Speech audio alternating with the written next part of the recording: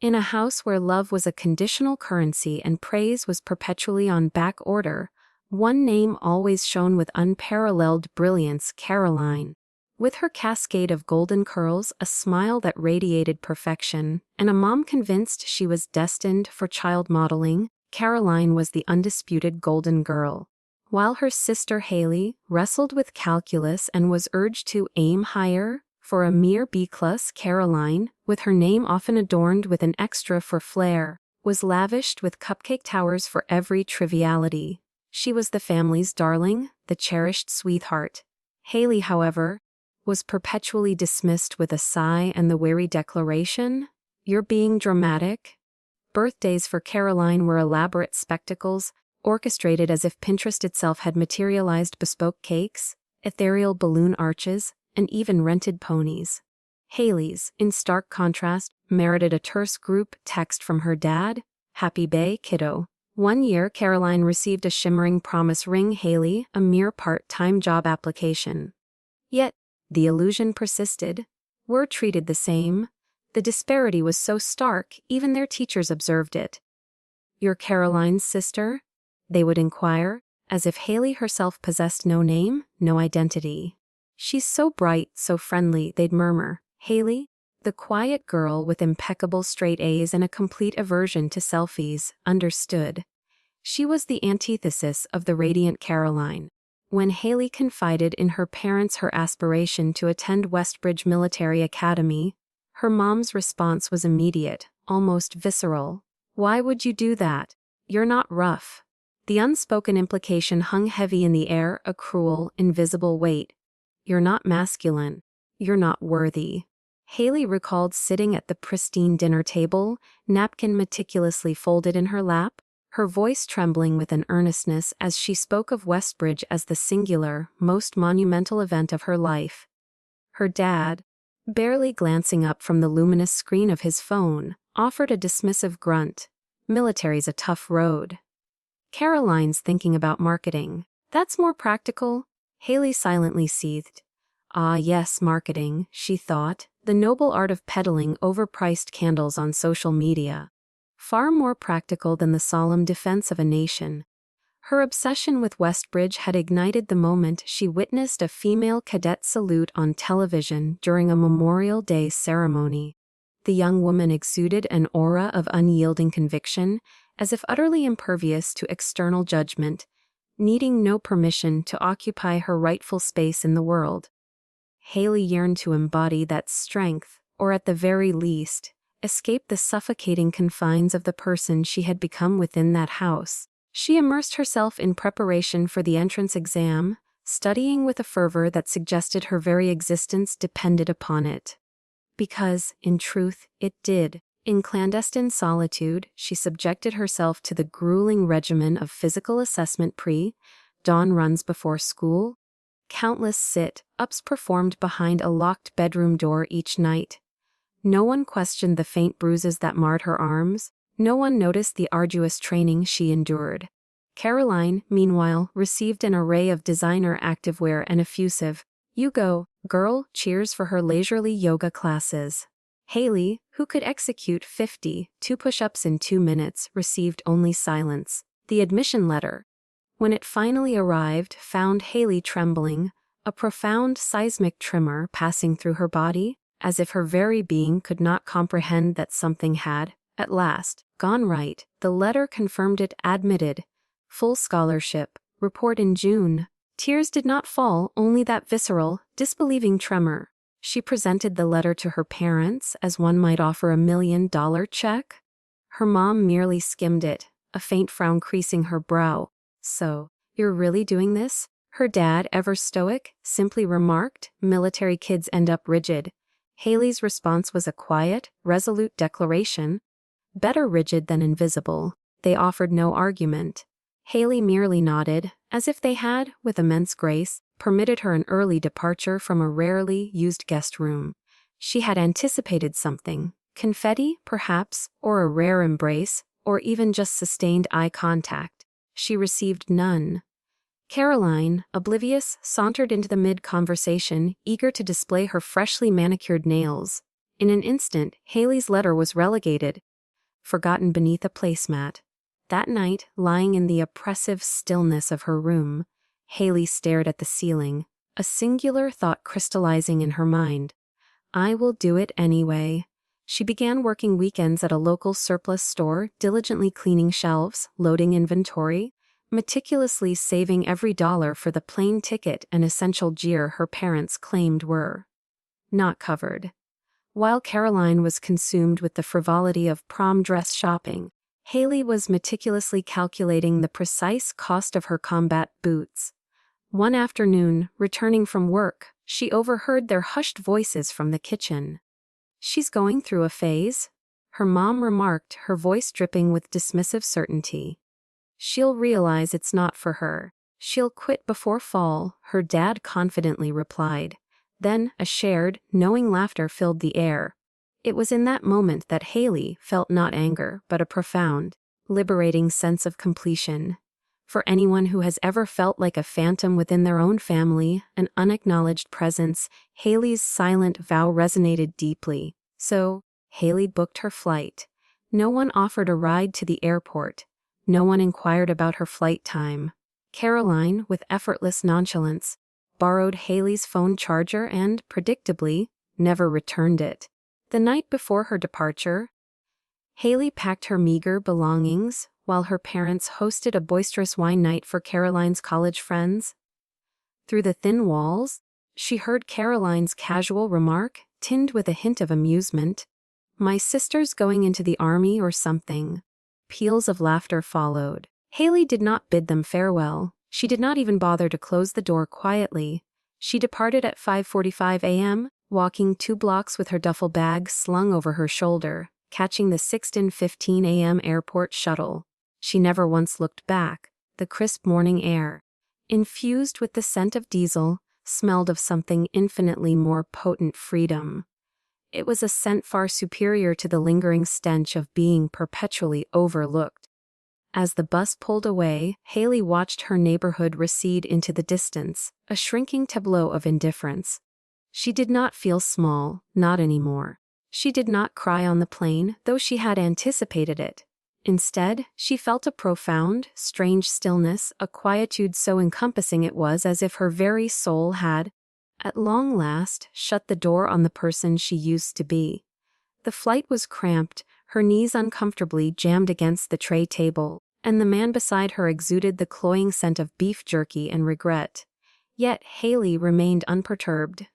She was not bound for a frivolous vacation. She was en route to Westbridge Military Academy, a crucible where she had meticulously, desperately, pinned every last vestige of her hope. There was, quite simply, nowhere else to pin it. Upon landing, she checked her phone. No texts, no good luck. Not even a perfunctory thumbs-up emoji from her mom. She hauled her luggage across the terminal, caught a second shuttle bus to the intake station, and joined the long line of fresh recruits.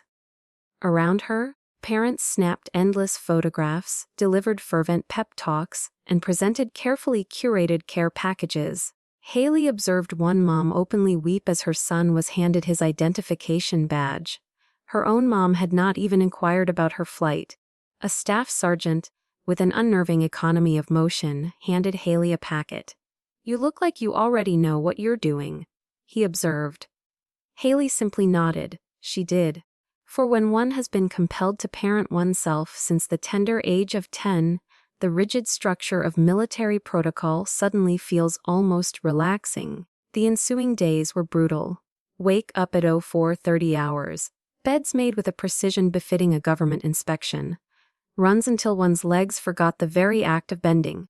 Learning to shoot, to march, to silence oneself, to speak with authority, to square corners with exacting detail, to polish boots until they gleamed, to fold underwear with geometric precision, and to consume a full meal in under 6 minutes. Haley loved it. Not because it was effortless, but because it was undeniably fair. No one here cared if she was conventionally pretty or socially popular or the designated favorite child. They cared only if she could keep pace. And she could. She did. On the 4th night, more out of a sense of grim obligation than any lingering hope, Haley called home. Her mom answered. "Hello." Haley's voice, though slightly hoarse, carried a tremor of accomplishment. "Hey, it's me." A beat of silence. "Oh, you made it."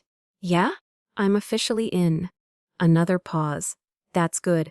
So, how's Caroline supposed to get to her campus tour on Friday if you took the big suitcase?" Haley stared, bewildered, at the phone. She's going to NYU. She needs to look professional. Right, Haley thought. God forbid she arrive with a duffel bag like a peasant. "I'll send it back when I can," she stated flatly. "Okay. Well, your dad and I are trying to plan a surprise for her." "What kind of surprise?" "Oh, just a little something. She's been working so hard, you know." "Sure, hard, like agonizing over which latte to order." Haley hung up before the caustic words formed on her tongue, words she knew she could never retract. The relentless pace of training kept anger at bay, but the quiet moments, they were assassins. Sundays, particularly, were agonizing. Everyone else received packages, homemade cookies, heartfelt cards, gift cards, letters overflowing with parental affection. Haley received nothing. Once, a sympathetic girl offered her an extra protein bar. "Your parents forget the address?" she asked gently. Haley managed a strained smile. "Something like that," she replied. One night, their instructor mandated they write a letter home. Pen and paper. Haley stared at the blank page for 10 minutes before the words, stark and unadorned, finally flowed. "Dear Mom and Dad, I'm still here, still trying. I hope that counts for something. Haley." She never received a reply. Meanwhile, Caroline's life unfolded like a meticulously curated social media campaign. She ascended to the status of a full-time influencer. Her Instagram exploded with posts. "College ready? Moving into my dorm." A mini vlog small featured her dad dutifully helping her move. Captioned, "My hero." Haley grimaced. Her dad had never even helped her move a single box. A week later, Haley saw the post. Caroline, radiant, stood beside a brand new, pearl white BMW, the caption, "Surprise from Mom and Dad, I'm sobbing." How grateful, blessed. When Haley saw it, she was in a locker room, painstakingly scrubbing mud from her combat boots with a toothbrush. Her roommate, Sarah, glanced over, concern etching her face. "You okay?" Haley nodded, then scrubbed harder, as if to obliterate the image. It wasn't the car itself. Haley cared little for automobiles. It was the sheer ease of it all. The effortless grace with which everything arrived for Caroline, wrapped in pristine bows and met with resounding applause. At the very precise moment, Haley felt she had to earn her very breath. When the first short leave finally came, most cadets flocked home. Haley did not. There seemed little point. Instead, she volunteered to remain on base, assisting the quartermaster in reorganizing supplies. Lifting heavy boxes in the biting cold was infinitely preferable to pretending she belonged at a dinner table that never truly missed her. She sent a perfunctory text to her mom, just in case, "Not coming home this break." Assigned to logistics. "Hope Caroline's doing well." No reply. 3 days later, her mom posted a story from a luxurious ski lodge, tagged, "Family trip." Caroline lounged in a hot tub. Her dad cavorted, making snow angels. Haley was not even a distant memory. The only forces keeping her tethered to sanity were the unyielding routine and a quiet, burning rage. A fury that resided deep within her ribs, propelling her forward even when her legs screamed in protest. By the end of that semester, Haley stood at the apex of her unit in physical, mental, and tactical rankings. Her commander, Major Hayes, pulled her aside. "You ever think about leadership track?" he asked, using her last name, a rare mark of respect. Haley smiled for the first time in weeks. "Yeah," she replied, "I think about it a lot." So, she enlisted for the next cycle of advanced officer training. It promised to be harder, longer, more intensely competitive. Most cadets prudently waited until their second year. Haley did not. Because if she was destined never to be anyone's favorite, then she was damn sure going to become impossible to ignore. Her combat boots were not yet fully broken in, but her hands already bore the indelible marks of someone who had fought a war and lost blisters, calluses, and dirt irrevocably wedged in places soap could not reach. Most cadets succumbed to the pressure by week 2. Haley did not. She was not inherently stronger. She was simply accustomed to being alone.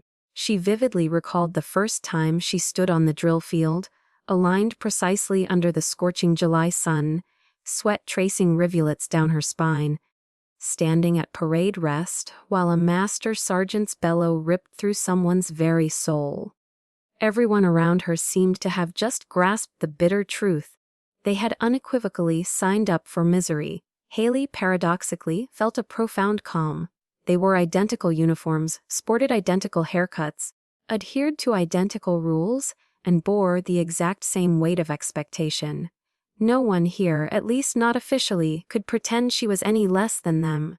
A young man from Tennessee, Wyatt, confidently asserted she would never survive past week 3. Haley bested him in their inaugural endurance trial by a staggering 6 minutes. He ceased speaking to her thereafter. The only other female in her unit, besides Haley, quit on day 11. Haley silently helped carry her duffel bag to the exit gate. "You're tougher than me," the girl confessed, her voice brittle. Haley, ever pragmatic, replied, "I've just had more practice." She offered no further explanation. Every night, stretched upon her narrow bunk, arms aching, knees bruised, Haley pondered the haunting silence from home. Not a single call. Girls in other platoons received an abundance of care packages, overflowing with vital essentials and whimsical snacks from Trader Joe's. Haley borrowed a bar of soap from a girl named Michelle. Michelle did not question why Haley lacked her own. She simply extended it, saying, "Return it when you can." Haley did, with interest, an extra granola bar she had deftly pilfered from breakfast. Her bunkmate Sarah meticulously taped her younger brother's crayon drawings to the inside of her footlocker lid. Once, during lights out, Sarah wept, confessing how much she missed home. Haley envied that profound ache. To miss something implied one had something worthy of missing. One weekend, optional phone privileges were granted. A precious 15 minutes? Haley called. Her mom answered. "Hello, hey, it's me. Oh, you're calling during Love Island? Make it quick." Haley, undeterred, informed her that cadets would be granted leave to visit base for family weekend in 2 weeks. Perhaps they could visit. Her mom sighed, a sound laden with world weariness. "Haley, do you have any idea how expensive hotels are near base? Besides, your sister has a thing." "What thing?" "She's presenting her brand kit to a potential brand ambassador." Of course, she was. So Haley attended family weekend alone. She wore her sole, impeccably pressed uniform, navigating the visitor stations, observing fellow cadets sharing laughter with their proud parents, introducing them to their drill sergeants, and posing for selfies beneath the majestic Westbridge crest. Haley settled on a lonely bench, consuming a vending machine lunch, her gaze fixed on the tableau of other people's love. A senior officer noticed her. "No family?" he inquired. Haley shrugged, a practiced gesture. "They support me in spirit." He nodded, a knowing gesture that silently affirmed not at all. That afternoon, they embarked on the confidence course, a relentless series of obstacle challenges designed to dismantle oneself, worth before painstakingly rebuilding it from sheer muscle and unyielding grit. Haley fractured a finger attempting to scale a 6-foot wall. The medic advised her to sit out for the remainder of the week. She steadfastly refused. "You don't need to prove anything here," he asserted, his voice tinged with wary understanding. "Yeah, I do," Haley retorted, her voice firm. The following day, her hand tightly wrapped, she completed the course. Her time was abysmal, a testament to her injury, but she finished. That and only that was what truly mattered. That night, she texted her dad, "Broke my hand? Finished the course anyway. Just thought you'd want to know." He read the message. No reply. Haley lay awake, staring into the impenetrable darkness of the ceiling. She imagined him reading that message, then thinking, why does she always make things harder than they need to be? It was a crushing realization they would never perceive her as resilient, only as difficult. And Haley no longer wished to change their minds. She yearned to succeed with such thunderous acclaim that they would be left with no recourse, but to choke on their own diminished expectations. Classes commenced after their probation period concluded.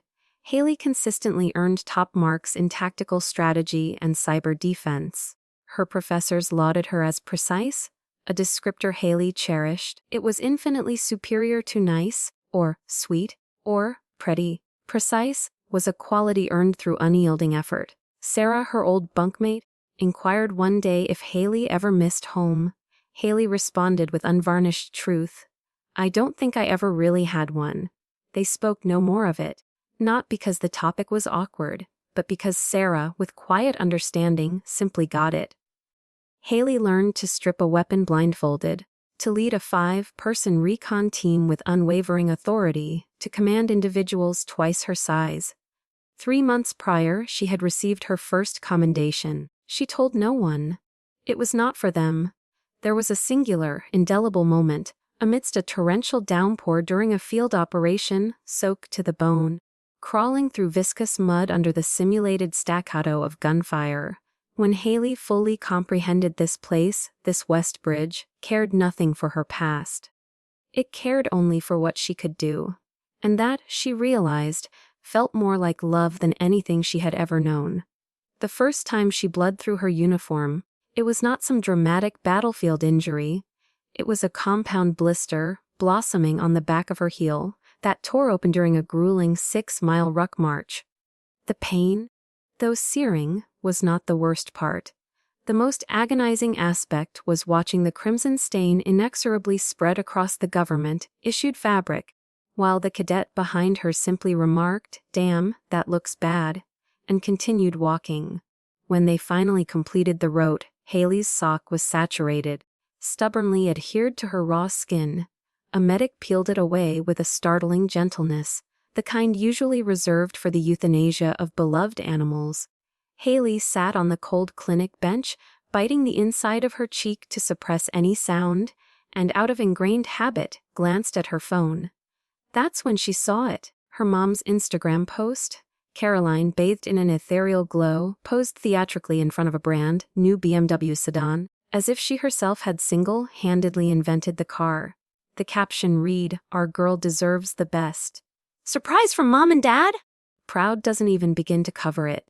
The comments were precisely what one would anticipate. Queen? She's glowing? What a power move.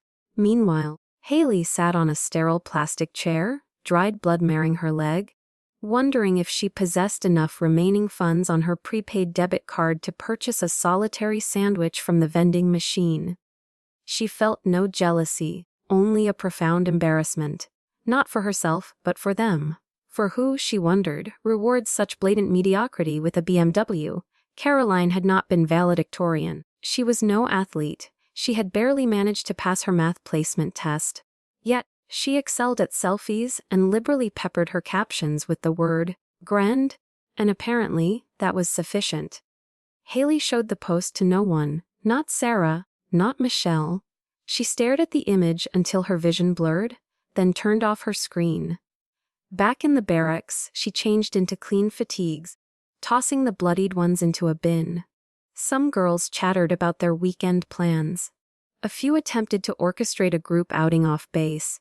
Haley politely declined. She claimed she needed to rest her ankle. The truth was, she simply could not bear to hear anyone casually utter the words, "my parents." Instead, she spent the weekend as she always did, training.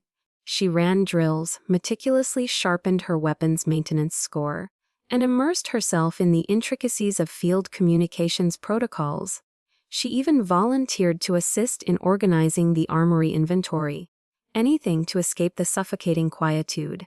At one point, a senior cadet named Commander Hayes passed her in the hallway. "You ever relax, Brooks?" he asked, a hint of amusement in his voice. "I'll relax when I outrank you, sir," Haley replied, and though he laughed, she meant every word. In tactical theory, they studied asymmetric warfare, the insidious art of combat where the ostensibly weaker side employs creativity and strategy to defeat a vastly superior force. Haley found herself consumed by the chilling parallels to her own life. One did not conquer brute power with brute force.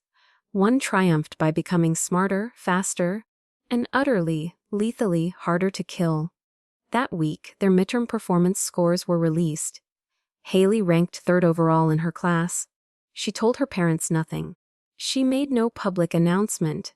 She simply scrawled the number on a sticky note and secreted it behind her identification badge deep within her locker. She sent Caroline a single, terse text message, "Congrats on the BMW." Caroline's reply was a solitary heart emoji. "And thanks, sis." That was all. No "how are you?" No "how's training?" Just an emoji sandwich that tasted of lukewarm glue. Haley deleted the message. Their next field exercise was a grueling 24-hour wilderness operation, executed in freezing rain. They were tasked with navigating treacherous terrain, establishing a base camp, and completing a mock extraction, all without the aid of GPS. It was frigid, miserable, and precisely what Haley craved. Every shiver that coursed through her felt like a reset button. Every step taken through the clinging mud was another thing they could never, ever take from her. During the night shift, Haley was on perimeter watch, crouched behind a rain-soaked tree line, chilled to the bone, mentally rehearsing emergency radio call-outs. A part of her yearned to succumb to tears, but the larger, more dominant part of her simply lacked the energy. It was then that the profound realization struck her. This was not suffering. This was sharpening. Every insult, every dismissive eye roll, every ignored message, every forgotten birthday, it all contributed to making her better, sharper, leaner, more singularly focused. While Caroline was passively handed every desire, Haley was meticulously building something they could never even perceive. Upon their return to campus, the debrief was standard. Haley's team passed. She received commendation for her unwavering composure under duress. She always had. No one knew that, in the chilling solitude of the woods, she had once hallucinated her mom's voice. "You'll never be like her," the voice had taunted. Haley had simply commanded it to cease and continued to move forward. In the dining hall, cadets laughed raucously about the frigid conditions. Someone remarked, "I thought I'd lose a toe." Haley laughed along, but her mind drifted to the BMW, to the insidious truth of how comfort, when unearned, could render one profoundly weak. She craved not comfort, but fire. And she was drawing closer. Weeks before graduation, Haley ceased checking her phone for their names. The notification bubbles, once vibrant beacons of hope, that low, burning desperation to matter, had over time mercifully faded. It was curious, she mused, what one could become accustomed to. Absence, given enough time, simply transformed into furniture. Their final months at Westbridge were a dizzying blur of relentless drills, exhaustive exams, grueling night operations, stringent leadership evaluations, and meticulous gear checks. Haley aced every assessment. She did not merely pass, she owned every damn category. She rose to the rank of squad leader, then platoon guide. Her instructors, once skeptical, now nodded in genuine approval when she spoke. Her name began to circulate in hushed conversations regarding the next generation of commissioned officers. 2 weeks before graduation, Haley earned the Distinguished Cadet Citation, not a participation trophy, but an honor reserved for cadets who achieved the pinnacle percentile in academics, physical readiness, leadership, and field performance. Only 2 cadets received it that year. Haley did not post her achievement online. She did not inform anyone back home. What would she say? "Hey, look what I did without you?" She emailed the graduation ceremony invitation to her parents anyway. A lingering flicker of that pathetic reflex, a desperate hope that perhaps, just perhaps, this would be the moment they finally understood. The email was dispatched on a Thursday morning, short, direct, subject line, "Graduation ceremony, June 18th. The body read, "I'll be graduating with honors. The ceremony starts at 10:00 a.m., guests seated by 9:30 a.m. Formal dress required, you're welcome to attend. No RSVP arrived, no call, no text. Just the deafening silence of digital crickets." 2 days later, Haley saw Caroline's selfie posted from a pool captioned, "Pre-birth weekend starts now." It was Caroline's 21st birthday. They were hosting a 3-day lake house party for her in Vermont. Haley meticulously packed her bag the night before graduation, rolling her uniform with military precision, polishing her boots until her exhausted reflection stared back at her. Her hair was pulled into the strictest bun Westbridge regulations allowed. It was not vanity, it was armor. They were required to be on the parade field by U-600s. The barracks buzzed with nervous energy and the acrid scent of hairspray. Cadets embraced. Parents arrived, clutching signs, flowers, and balloons. One young man had even flown his grandmother in from Guam. Haley, without hesitation, called for a ride share. The driver picked her up, a confused expression on his face. "You don't have anyone coming?" he inquired. "I've got work to do," Haley replied, her voice devoid of emotion. He did not press. The parade field was adorned like a state event. Rows of chairs, protective canopies, and color guards lined the perimeter. The sound system played somber, patriotic instrumentals. Families huddled in proud, tightly knit clusters. Haley stood alone in the holding area, staring at the vast ocean of people to whom she did not belong. There was an entire row of reserved seats, clearly marked, family. They remained empty. A few cadets inquired if her folks were running late. Haley shrugged. "They've got another party." No one laughed. They were unsure if it was a jest. Haley was too. The ceremony commenced. Speeches, awards, salutes. Haley's name was called near the end, just after a young man who had saved a child from drowning during summer leave. She strode across the platform, her posture impeccable, her eyes steady and fixed. She did not glance towards the crowd. There was nothing there for her. The commandant read her full citation: distinguished cadet, tactical excellence, field leadership, cyber commendation, future commissioned officer. Applause erupted from strangers. Haley saluted, accepted her scroll, shook his hand, and descended the stairs. Each step resonated louder in her ears than the cheering. A cadet leaned over in the seating zone and whispered, "Your speech was insane." "What speech?" Haley asked, bewildered. "You didn't hear. They read it at the pre-brief. That quote they pulled from your final essay, about becoming the leader you needed growing up." Haley blinked. She had forgotten she had written that. The realization struck her with more force than the scroll clasped in her hand. She had, indeed, become that leader. No one else saw it, but she did, and that, she knew, still counted. After the formal close, people dispersed across the field for photographs. Haley watched moms meticulously adjust lapels, dads furtively wipe their eyes, and siblings squabble for the most advantageous angle. She set her phone on a bench, activated the self-timer, and took 3 solitary shots. In one, she wasn't even fully within the frame. She saved it anyway. On her way out, she passed the commandant again. He nodded. "You've got fire, Brooks. Don't lose it." Haley replied, "Sir, it's the only thing I've got in endless supply." He smiled. "That's what makes it dangerous." Haley did not go out to dinner. She did not toast anything. She boarded the same bus she had ridden on her very first day at Westbridge.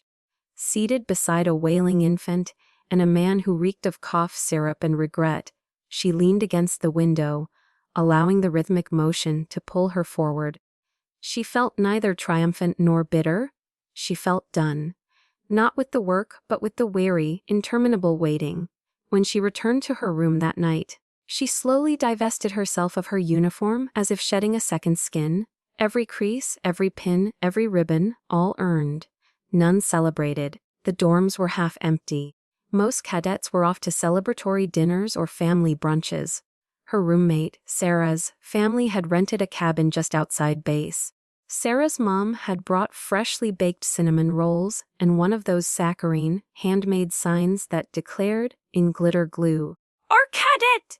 Haley helped Sarah carry her belongings to the car. Sarah's mom offered Haley a tight, sympathetic smile and a perfunctory half-hug, as if compelled to compensate for someone else's blatant failure. As they drove away, Haley stood in the empty parking lot, hands thrust deep into her jacket pockets, and realized something profoundly, stupidly simple: she had no idea what to do next. Not because she lacked a plan, but because there was no pre-written script for this particular kind of silence. She was not lost. She was simply unacknowledged. There was a peculiar emptiness in succeeding without witnesses. One spends a lifetime believing that upon reaching a pinnacle, someone will materialize to offer a heartfelt, "Good job." When they do not, it almost feels as if one has hallucinated one's own progress. The academy sent her a formal post-graduate exit survey. One question inquired, "Did your support network help you achieve your goals?" Haley checked, "Unsay." She spent the subsequent week tying up loose ends, returning gear, shredding old duty rosters, meticulously cleaning out her footlocker. She carefully boxed her awards, citations, and neatly folded uniforms into storage. Everything carried the faint, lingering scent of sweat, detergent, and late, solitary nights. She kept one ribbon, the Distinguished Cadet Honor, and slid it into her wallet, nestled directly behind her license. Not for pride, but for proof. She emailed her dad short, "Just the essentials. Graduated with top honors." He replied the next morning. Not with words, but with a single thumbs-up emoji. Haley stared at that tiny yellow hand for a full minute, then deleted the entire thread. Caroline, meanwhile, was flourishing. She had just reached 100,000 followers and received an invitation to an exclusive brand deal retreat in Malibu. She went live on Instagram, languidly sipping from a coconut through a neon straw, uttering platitudes like, "Hard work pays off," all while standing beside a rented Jeep. Haley watched the live stream during lunch at the base cafe. Her tray held bland mashed potatoes, undercooked chicken, and a suspicious puddle of what she hoped was gravy. She turned off her phone and forced herself to finish every bite. She did not envy Caroline. She envied the sheer effortlessness of everything, viewed from Caroline's side of the screen. People around Haley saw her uniform and instinctively assumed she had a robust backup system somewhere. Some doting Midwestern mom with teary eyes, and a dad who grilled burgers on the weekend and taught her to change a tire. That was the myth. That service was born of support. But sometimes, Haley knew, it sprang from absolute nothingness. Sometimes it was merely a survival instinct, cloaked in dress blues. One of her instructors, a stern, no-nonsense type with a stiff posture and a severe buzz cut, who rarely smiled unless someone wept, found Haley in the quad a few days later. He inquired if she was staying on for the post-graduate tech cohort. Haley replied that she had not yet decided. He raised an eyebrow, a rare flicker of something akin to interest in his otherwise impassive gaze. "You've got a head for systems, Brooks. Precision, problem solving under pressure. You should think about defense analytics or engineering." Haley had never seriously considered that path before. But when someone finally sees what you can do, rather than merely what you look like doing it, you pay attention. She spent that entire night in the campus computer lab, voraciously collecting information on military R&D programs. She discovered a prestigious fellowship for veterans in emerging defense technology, generously funded by a semi-private government contractor. They sought individuals possessing combat logic and innovation skills, not merely degrees. Haley fit the profile perfectly. She meticulously crafted the application in 2 days. She told no one. She asked for no reference letters. She uploaded her credentials, her commendations, and her field reports. There was a section that simply asked, "Why are you applying?" Haley's response was distilled, potent truth. "Because I know how to win without applause. Because silence made me dangerous. Because no one will build what I'm about to build, and they're not ready for it." She hit submit before any insidious second thoughts could creep in. A week later, the acceptance letter arrived. Fellowship secured, stipend guaranteed, full access to high-security labs and research teams. Haley read the email in the inky darkness. Seated cross-legged on the floor of her now empty dorm room, she did not smile. She simply nodded to herself, a quiet affirmation, "Yep. Of course I did." She considered texting her mom. She did not. Instead, she opened a fresh notepad and scrawled the first line of her next grand design. "Build something they'll never understand, but wish they could claim." She did not sleep that night. Not because she was anxious, but because, for the first time in years, she was wide awake. She moved into the fellowship housing with 2 duffel bags, 0 furniture, and a drive more potent than anyone else in the entire building. The space was stark, bare-bones cement floors, a metal bed frame, a shared kitchen that perpetually reeked of burnt coffee and microwave regret. Perfect. Haley did not require coziness. She required power outlets and an impenetrable quiet. During the first week, she barely spoke to anyone. The other fellows hailed from elite ROTC programs, Ivy League engineering schools, or directly from active duty. Haley, however, came from a place of profound rejection and seething spite. No alumni network. No family photographs adorning her desk. Only notebooks filled with intricate systems, complex schematics, and a single, ominously titled folder. Eventually, you'll regret ignoring me. The project brief was ambitious to the point of audacity. Objective: develop a low-footprint AI-assisted logistics optimization model for forward operating units in high-conflict zones. Translation: ensure soldiers do not perish because a critical drone shipment suffered a 3-second delay. Haley immediately grasped the immense stakes. Her brain ignited as if someone had finally flipped the correct switch. For the first time, she was not being evaluated. She was being unleashed. But day 3 proved to be her breaking point. They were required to pitch early concepts before a formidable panel of defense contractors and senior officers. Haley arrived armed with a meticulous working prototype in a PowerPoint presentation, convinced she was ahead of the curve. Everyone politely applauded until a young man named Grayson, from MIT, presented a live real-time demo featuring predictive simulations. Haley did not even complete her second slide. She walked out of the room, clutching her folder like a flimsy shield. Her ears rang with the agonizing quietude of polite silence. That night, she ate dinner alone in the lab-cold ramen and the bitter taste of her own perceived mediocrity. She called Sarah, her old bunkmate, for the first time since graduation. Sarah answered, her voice laced with concern. "Are you crying?" "No," Haley lied, her voice cracking. Sarah waited, then simply said, "Good. Use it." Sarah was right. Humiliation, Haley realized, was potent jet fuel, provided one meticulously mixed it with precision.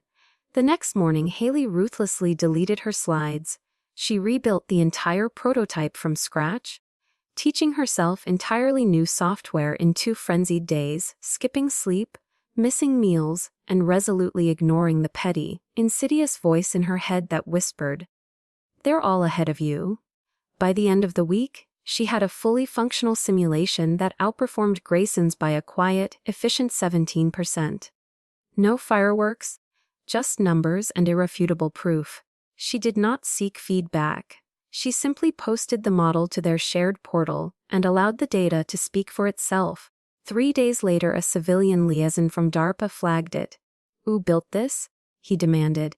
"We need to talk?" They met in a cold, subterranean conference room. He looked as if he slept in his car and consumed battery acid for breakfast. Haley's kind of individual. "You have military background?" he asked, his voice gravelly. "Westbridge Academy," Haley replied. "Commissioned, declined active duty, went tech track." He nodded slowly. "Explains the edge. This isn't polished. It's war-ready." Haley was unsure if it was a compliment. She accepted it as one. He offered her access to a skunk works project team based out of Arlington. Classified material, a small elite squad, no glory, only tangible results.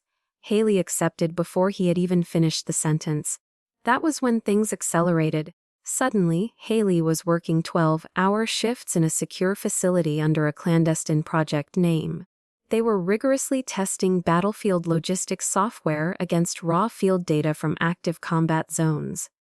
Haley learned the horrifying truth of how soldiers perished because someone had failed to properly model a treacherous terrain bottleneck. She learned the chilling implication of latency. When a drone needed to deliver critical supplies under fire, and the signal lagged by a mere 3 seconds, she was not building frivolous apps. She was building survival. The sheer weight of that responsibility was intoxicating. Her team leader, Major Hayes, was a taciturn Marine with an unyielding steel rod in his spine and a bone, dry sense of humor. Brooks," he remarked one day, his gaze fixed on her intense demeanor. "Your coat is angry? I like it." Haley, without missing a beat, replied, "It's built on resentment and caffeine, sir." "Even better," he conceded. They did not bond over shared trauma. They bonded over a brutal, unyielding competence. Every member of that team carried something broken within them. They transmuted that brokenness into a scorching heat. After 6 months, Haley ascended to the lead position on the ops forecasting module. Her solemn duty was to predict precisely where and how things would catastrophically unravel for generals. Before they did, she began to sleep again, not because life had suddenly become easier, but because she knew, with profound certainty, that every single day she was creating something that mattered. Something no one else could ever claim credit for but her. And she no longer required her family to utter the words, "We're proud." She was far too occupied with becoming the kind of person who no longer needed to hear it. One Friday, an email arrived from their director. Subject: Defense Tech Review, FYI. Body: Your forecasting module's been cleared for demo at the Capitol briefing next quarter.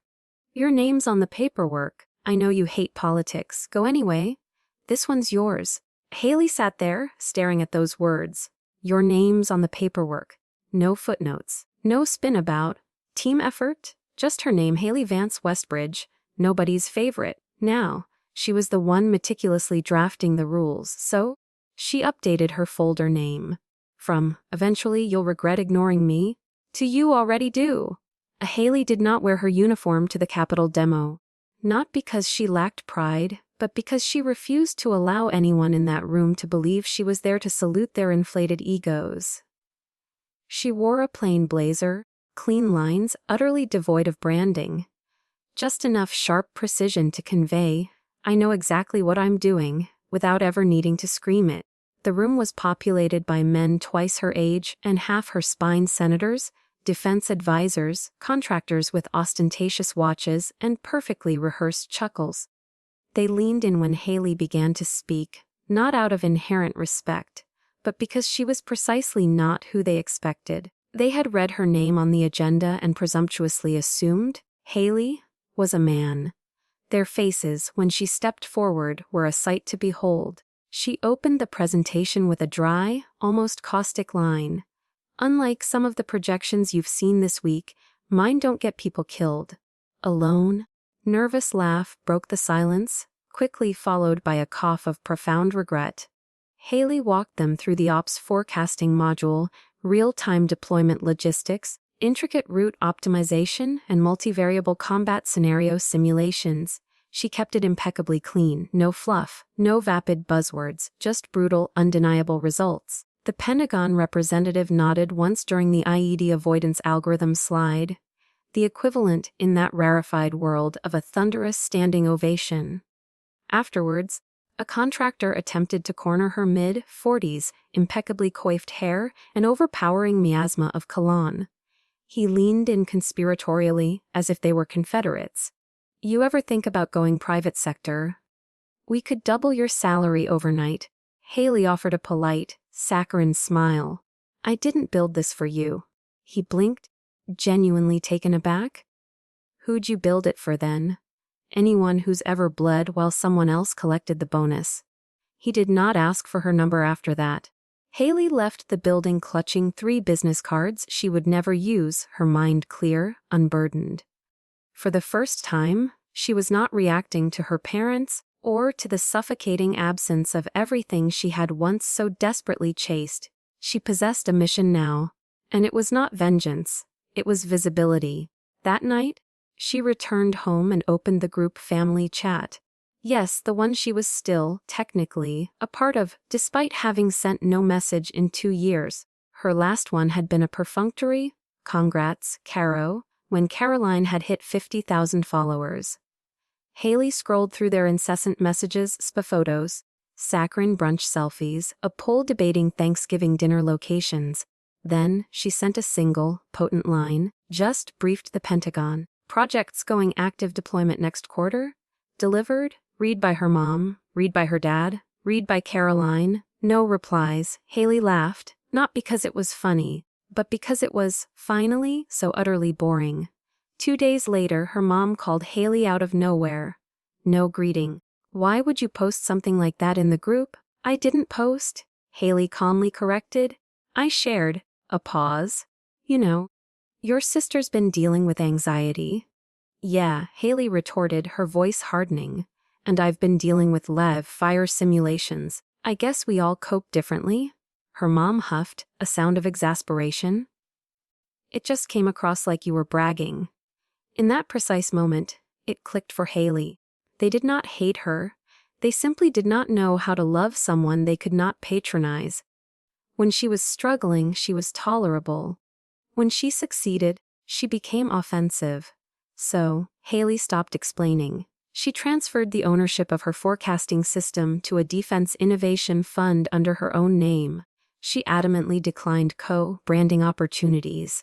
Every hour of overtime pay was meticulously funneled into a side prototype she had been designing, a mobile coordination suite specifically engineered for medics in field hospitals. No flashy UI, no catchy slogans, just raw, unadulterated function. It was picked up by a startup incubator 2 weeks later. The founder of the incubator was a Navy veteran named Commander Rojas. "Your design," he observed, his eyes sharp with recognition, "looks like it was written by someone who's seen things fail." "Oh," Haley replied, a ghost of a smile touching her lips. "That's exactly what it's built on." He shook her hand. "You ever want to lead a team? Ours could use someone with scars." Haley did not say yes. She did not say no. But she saved his number. She walked back to her apartment that night, past endless rows of people waiting in line for overpriced ramen, past window shoppers and the gleaming, ubiquitous BMWs parked under the harsh glare of streetlights. One of them, she noted, resembled Caroline's. Probably wasn't. Didn't matter. Haley was not bitter. She was busy. Bitterness, she knew, consumed precious time. A mission, however, sharpened it. She was no longer chasing approval. She was meticulously writing a future that required no translation, a future that stood sovereign, without apology or explanation. And for once, she did not feel alone in that endeavor. She felt sovereign. 3 months after the demo, Haley signed the papers that officially made her the youngest founder in that particular defense sector's history. Not that anyone in her family noticed. They still clung to the delusion that startup equated to unemployed but wildly optimistic. Her company bore no cutesy name, no fabricated Zen logo, just Haley Defense Systems. Black letters, stark white background, and a simple, unambiguous mission statement emblazoned on the website. Build tools that save lives. Leave the rest behind. Their headquarters occupied a converted shipping dock in Northern Virginia.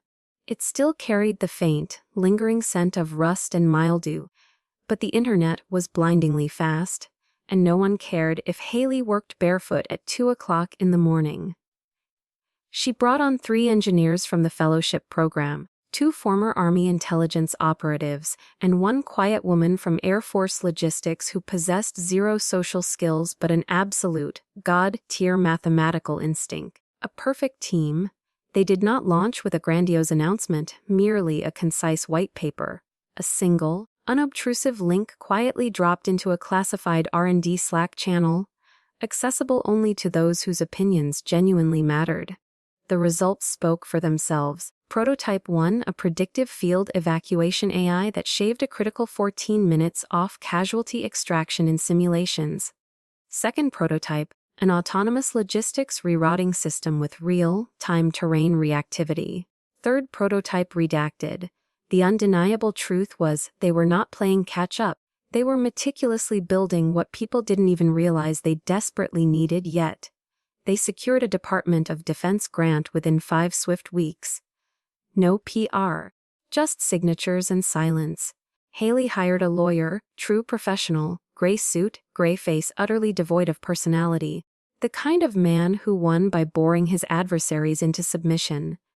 He meticulously reviewed the licensing deal. "You know they're going to try to take credit for this, right?" he observed, his voice a dry rasp. Haley nodded. "Let them try." He allowed himself a faint, almost imperceptible smile. You're not like the others. I was never allowed to be, Haley replied. Words spread quietly, respectfully. A few former instructors from Westbridge sent emails bearing subject lines like, "Proud of you," and "Knew you'd do it."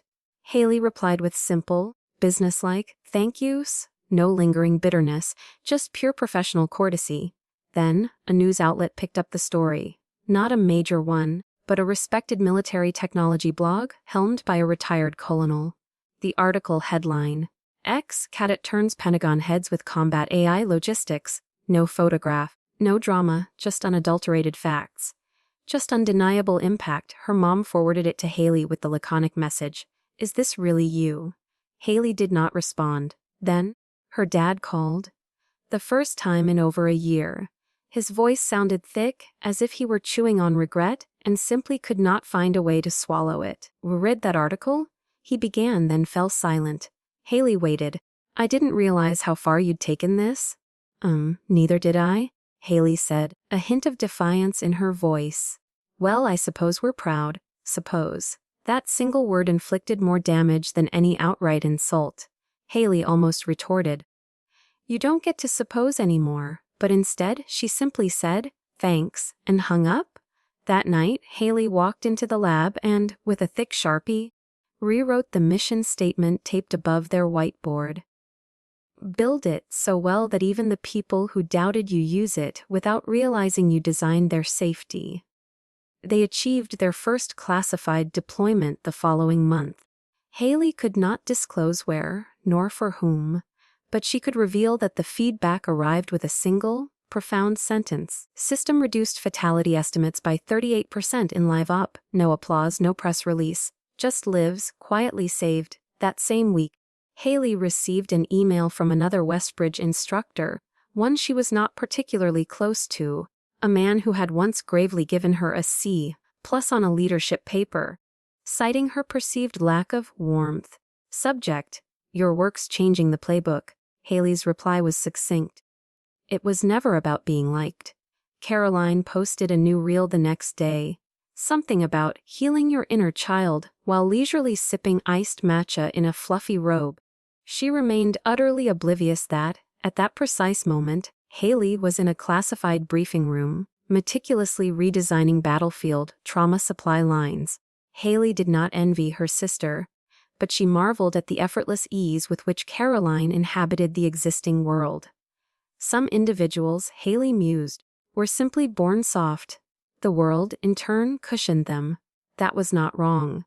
It was simply not where Haley originated.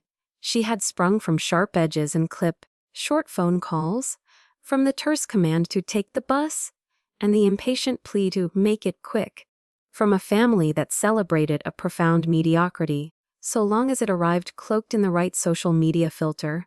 So yes, they had labeled her stubborn, they had called her too intense, too serious, too cold.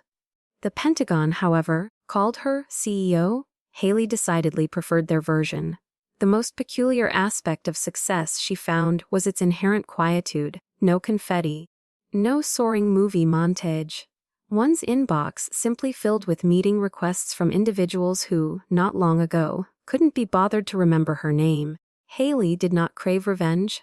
Not truly. She harbored no desire to burn anyone's metaphorical house down. She simply wished to render it utterly impossible for them to pretend she did not exist. That, she realized, was the true triumph. Our second government contract materialized a week after Haley's 27th birthday. No party, no celebratory speech. She marked the occasion by purchasing a used treadmill for herself and ordering takeout from a place that perpetually mispronounced her name. Delivery for Lane. Close enough. At the office, our team had burgeoned to 12 full-time employees. Half were veterans. The other half were brilliant misfits who utterly refused to conform to the polite rituals of corporate boardrooms. We eschewed company retreats and awkward icebreakers.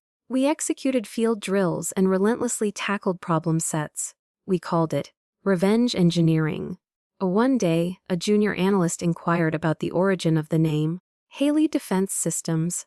"It's mine," Haley stated simply. The analyst blinked. "Like your actual last name? You named it after yourself?" "Yeah." You're not worried it's too personal? Haley smiled, a rare, genuine curve of her lips. That's the point. Our office decor was minimalist, functional. No inspirational posters adorned the walls. Only a corkboard where team members meticulously pinned every incident that had gone awry in the field, screenshots, incident reports, haunting old photographs. Above it, Haley had taped a stark headline from a major news outlet: military logistics still failing troops in critical zones. That was our daily fuel. Not profit goals. Not shareholder reports. Just the simple, undeniable fact that soldiers were still dying because someone didn't care enough to solve the fundamental equations. Around that time, a wedding invitation arrived in her mail. Caroline was getting married. The envelope was thick, gold-trimmed, far too formal for someone who had once scrawled, "You suck," on Haley's homework with glitter gel pens. Haley almost tossed it, but a perverse curiosity compelled her to read it instead. Venue: Oceanfront Hotel in Cape Cod. Dress code: black tie. The hashtag from BMW together, really. The RSVP card inquired, "Will you be bringing a guest?" Haley scribbled a defiant no, "But I'm bringing every reason you stopped returning my calls." Then, she did not send it. Not because she wasn't going, she was. But she was not affording them the courtesy of a heads up. She booked the cheapest flight that landed precisely 2 hours before the ceremony. She told no one. She sent no text. She simply arrived. Her dress was black, minimalist, with a severe, military-cut neckline. No sparkle, no drama. Her hair was pulled back into a bun so fiercely tight, she could almost hear her own thoughts echoing. The wedding was precisely what one would anticipate: exorbitantly priced flowers, signature cocktails with painfully forced pun names, and family members who had previously blocked Haley on social media now feigning polite cordiality. Her mom regarded Haley as if she were a piece of furniture she vaguely recalled acquiring. Her dad offered a nod so infinitesimal it might have been an involuntary neck cramp. Caroline, ever the performer, embraced Haley for the camera, murmuring. Haley smiled. "Thanks." During the reception, speeches were delivered, effusive declarations about love, personal growth, and the profound importance of family. Haley sat there, a champagne flute clutched in her hand, never taking a sip, her mind consumed by the lives her intricate code had saved just last month, in places no one at that wedding could even locate on a map. Someone inquired about her current profession. "I build systems that stop people from dying," Haley stated. They laughed. "That's so dark." Haley did not correct them. Some truths she knew did not merit clarification. As they cut the cake, Haley quietly slipped away. No drama, no dramatic storm off, just a quiet, unobtrusive exit. Outside, a valet attempted to flag down her ride. Haley informed him she preferred to walk. He looked bewildered. "In heels?" he queried. "I've done worse," Haley replied. Back at her hotel, Haley checked her email. A significant branch of the military wished to license our trauma roading model. They hailed it as historic. Haley simply called it Tuesday. That night, she lay in bed, the air conditioning set too cold, and pondered not what she had meticulously built, but how agonizingly easy it had been to disappear when no one was ever truly looking in her direction. She did not require their applause. She needed them to finally notice that they had profoundly missed something worth standing for. And now, at long last, they had. The morning after Caroline's wedding, Haley descended to the lobby early, not for breakfast, but to observe the space slowly fill with people too hungover to recall half of what they had celebrated. She sat in a secluded corner, nursing black coffee, devoid of makeup, idly thumbing through emails while the flower arrangements in nearby vases slowly wilted. At some point, her mom noticed her. She approached slowly, as if assessing whether Haley was real or merely some vaguely familiar stranger. Her heels clicked like hushed accusations on the polished floor. "You could have stayed later," her mom ventured. "I wasn't needed," Haley replied. Her mom sat down across from her, meticulously smoothing the hem of her blouse, as if preparing for a courtroom deposition. "I'll admit," she began, her voice carefully modulated, "we didn't think you'd come." I almost didn't, Haley conceded. A long, pregnant pause. Her mom squinted as if attempting to piece together a perplexing puzzle that she belatedly realized was her own. I read that article, she said. Which one? Haley asked, her voice neutral. The one about your company? You were on some list. Defense leaders under 30. Haley nodded. That one was flattering. They spelled my name right? Her mom fidgeted with her bracelet. I had no idea you were doing all that. You didn't ask? Haley stated, the words landing with more force than anticipated. Her mom looked down at her hands, then back at Haley, searching for something in her daughter's face that had, perhaps, long since vanished. You've changed, she murmured. No, Haley corrected, her voice firm. I just stopped shrinking. Another long, uncomfortable silence. You were always so intense, she murmured as if diagnosing an incurable ailment. And you were always so certain Caroline needed more. She flinched. That's not fair. I'm not interested in fair, Haley stated, her voice devoid of emotion. Fair is a luxury. I built reality. Her mom's eyes welled up, but Haley felt no pity. She was not being cruel. She was simply done carrying her mom's denial around like a burdensome second backpack. Then, her mom asked the one question Haley never believed would escape her lips. Are you happy? Haley almost laughed. But she did not. I'm not waiting for you to see me anymore, she said. That's better than happy. Her mom did not respond, simply blinked, as if hoping Haley would offer a softer, more palatable version of the truth. Haley did not. Her mom stood up slowly, placed a single hand on Haley's shoulder as if to imbue the gesture with profound meaning, then walked away. That afternoon, Haley caught a train back to Washington, D.C. She desired neither a plane nor a car. She craved hours of rhythmic motion, and the blessed solitude of no one speaking to her. Somewhere in Delaware, a message arrived from an old instructor, one who had perpetually given her hell for over-engineering her reports. Saw your systems being used in field medevac drills. Proud of you. Brooks? Haley simply replied, good. Back at the office, our lead engineer handed Haley a report. Deployment simulations in 2 distinct conflict zones had clocked a staggering 31% improvement in response coordination since our software had gone live. The military, with an almost grudging respect, began referring to Haley Defense Systems as a force multiplier. The phrase felt utterly ridiculous, but the metrics, Haley knew, did not lie. Then came the panel invitation, the Defense Technology Summit, a main stage keynote slot. The audience would comprise high-ranking military brass, defense contractors, esteemed academics, and the usual suspects who mistakenly believed PowerPoint presentations constituted warfare. Haley said yes. She walked onto the stage in a crisp navy pantsuit. No slides. No extraneous fluff. I was asked to talk about innovation, she began, her voice clear and resonant. But honestly, I think that word's been abused. What I'm here to talk about is necessity. Most of the technology we've built was born out of what no one else bothered to fix. Not because they couldn't, but because they didn't have to. A palpable silence descended, followed by subtle shifts, eyes sharpening, focusing on her. I wasn't invited into this space, she continued, her voice gaining momentum. I took up space until people had to deal with the fact that I wasn't going away. She spotted a familiar face in the second row, an old Westbridge administrator who had once gravely informed her she was too cold for command. Now, he was nodding in profound agreement, as if he had always believed. Haley concluded her speech with a singular, powerful line. I used to want a seat at the table. Now I build the tables.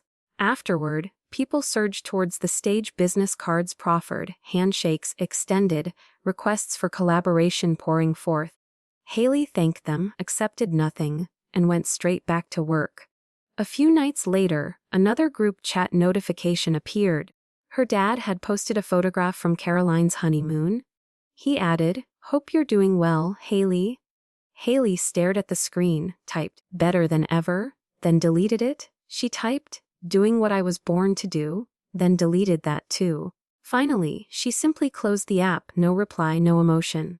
because they were, at last, truly looking at her. And they had no conceivable idea who the hell she had become. Later that week, Haley stopped by her old army buddy's place in Arlington, Sarah. She was the only one from Westbridge Haley had maintained contact with, primarily because Sarah never asked her anything that wasn't authentically real. Sarah opened the door, a beer in one hand, a baby monitor in the other. "Brooks," she greeted, a wry grin on her face. "I thought you only existed in military blogs now." Haley stepped inside, tossed her coat onto the rack, and grinned back. "I show up when it matters." Sarah's child was asleep. Her husband was away on deployment. Her living room resembled a war zone of teething toys and government-issued paperwork. It felt more like home than Haley's pristine condo ever had. They sat on the couch. No makeup, no pretense. Just two women who had navigated and survived the system in starkly different ways. "You still chasing ghosts?" Sarah inquired. Haley shrugged. "Not chasing, but I keep a few on the leash," Sarah laughed, sipping her drink. "You ever going to let them off?" "Maybe." Sarah tilted her head. "That's not a no." Haley stared at the ceiling, then said, her voice soft, "You ever feel like you're carrying a version of yourself that never got to speak?" "Every damn day," Sarah replied. There it was. That was the profound, irreducible truth. No award, no feature article, no Pentagon keynote address could ever fully heal the deep ache of what could have been, if someone had simply tried to care sooner. Later that night, when the house finally settled into a profound quiet, Haley sat alone in Sarah's kitchen and composed a letter she never intended to send. "Mom," she wrote, the pen gliding across the paper, "you don't have to say sorry. I'm not writing this to reopen old wounds or keep score. I'm writing it because I need to put something down that isn't just numbers, code, or silence. I forgive you. But not for you, for me. Because I'm done bleeding in places that don't even remember they cut me. You didn't believe in me. That's fine. You believed in Caroline. Maybe she needed it more. Maybe you thought I didn't. The truth is, you taught me how to survive without applause. And then, how to win without witnesses. You accidentally raised someone who cannot be broken by indifference. So, I forgive you, but I'm not coming home for the holidays. And I am done." Haley folded the letter, tucked it into her bag, and never touched it again. She realized then that forgiveness was not about making peace with the people who had wounded her. It was about meticulously removing their names from the driver's seat of her own future. She flew back to Washington, D.C. the next day and stepped into the lab as she always did, quiet, direct, fiercely focused. Her team remained unaware that anything had changed. They did not need to be. But Haley felt it. That subtle, profound shift from, "I'm going to prove them wrong," to, "I already did. And I'm not thinking about them anymore." It was akin to severing a rope one hadn't realized was still tied around one's ankle. Haley updated the company's internal values document that night. Just 3 lines. "We don't build to impress, we build to save. Ego is expensive, efficiency isn't, revenge is a phase, mastery is forever." Then, she walked home in the dark, no music, no distractions, just the rhythmic sound of her boots on the pavement and the vast city breathing around her. At a stoplight, a small girl pointed at Haley's badge lanyard and innocently asked her mom, "Is she a soldier?" Her mom, with quiet certainty, replied, "No, baby. I think she's someone in charge." Haley did not correct her. She was right. A month later, an invitation arrived on thick, cream cardstock, the kind reserved for momentous occasions, for baby showers or prestigious legacy banquets.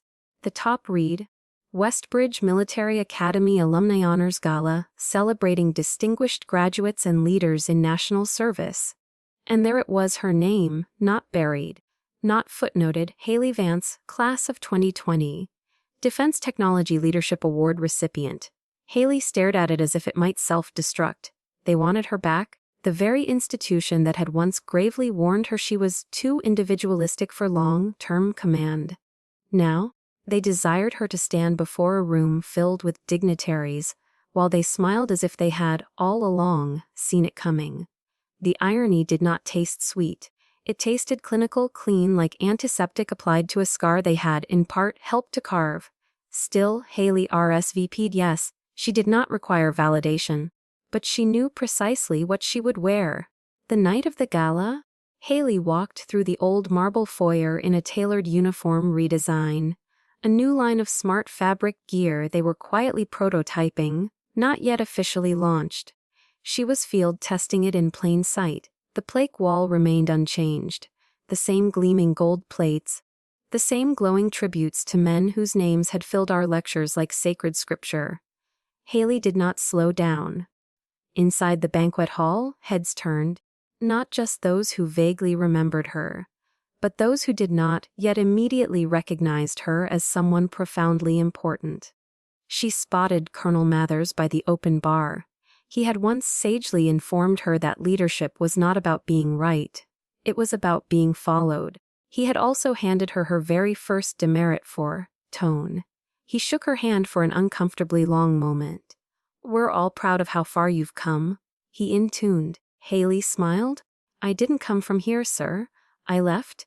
They seated her near the front, close to generals and generous donors, and one distinguished senator who egregiously mispronounced her name and then inquired if she was doing the drone stuff.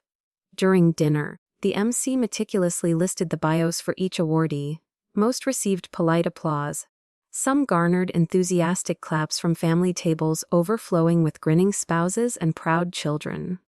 When her name was called, a profound quiet descended, not disrespectful but reverent. "And now," the MC announced, his voice resonating through the hall, "the Defense Technology Leadership Award goes to a graduate whose innovations have redefined battlefield logistics and trauma forecasting. Her work has directly impacted multiple operations and saved countless lives. Please welcome Haley Vance." Haley stood, calm and unhurried, no stage fright, no shaking hands.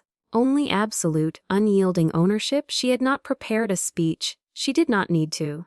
She walked up, accepted the gleaming plaque, and, her voice echoing with quiet power, said, "Thank you.